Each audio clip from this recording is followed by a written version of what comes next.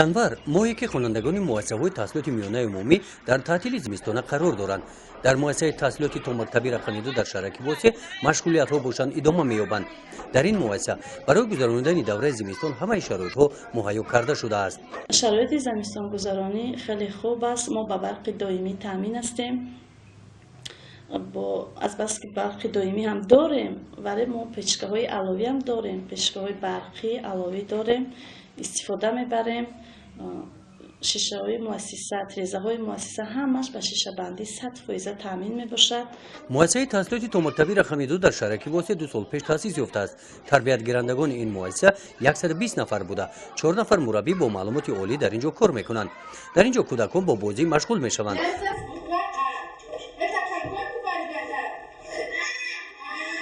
баъди бозӣ аз рӯи нақшаи тасдиқ гардида бо кӯдакон машғулиятҳои таълимӣ гузаронида мешаванд.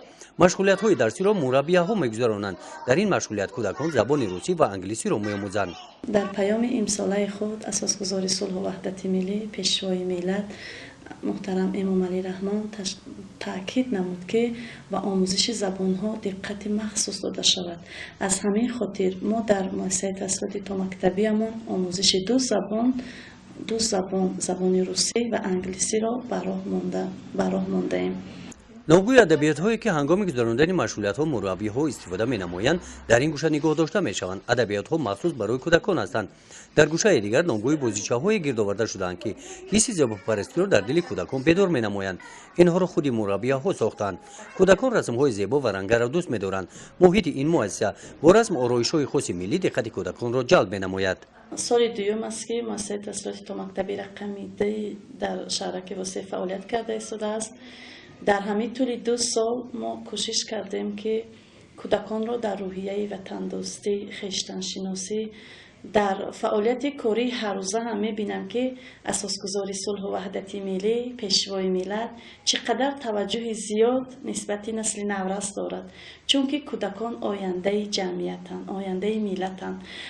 мо ҳам аз ҳамин хотир кӯдаконро дар рӯҳияи ватандӯстӣ, хештаншиносӣ тарбия намудем.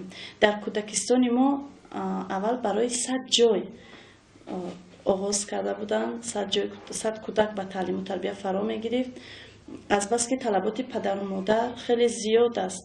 мо талаботи падару модарро ба назар гирифта боз 2 гурӯҳи нав кушодем бо дастгирии мақомоти иҷроии ҳокимияти давлатии ноҳия, бо дастгирии шуъбаи маориф 2 гурӯҳи нав кушодем.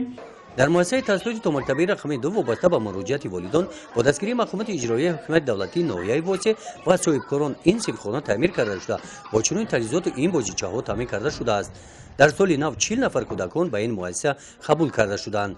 гузориши хоҷа Назриев, Худои Назар Зуҳуров аз ноҳияи Восе барои барномаи иттилооти Навид.